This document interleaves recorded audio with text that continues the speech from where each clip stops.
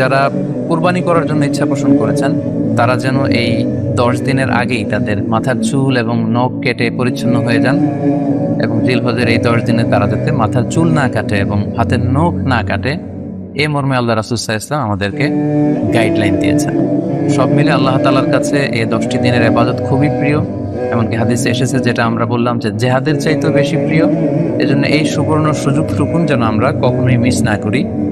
তাই আমাদের সাধ্যমতো আমরা যেন বেশি বেশি নফল ইবাদত করি। আমরা যেন সুযোগ হলে পুরো 10 দিন ব্যাপী আমরা চাইলে নফল সিয়াম রাখতে পারি, আমরা বেশি বেশি কোরআন তেলাওয়াত করতে পারি। বিশেষ করে তাহমিদ, তাহলিল এবং তাকবীর, আলহামদুলিল্লাহ, লা ইলাহা ইল্লাল্লাহ, আল্লাহু আকবার, এই জিকিরগুলো, এই আজকারগুলো পড়ে পড়ে যেন আমরা এই 10টি দিনকে মুখরিত রাখি।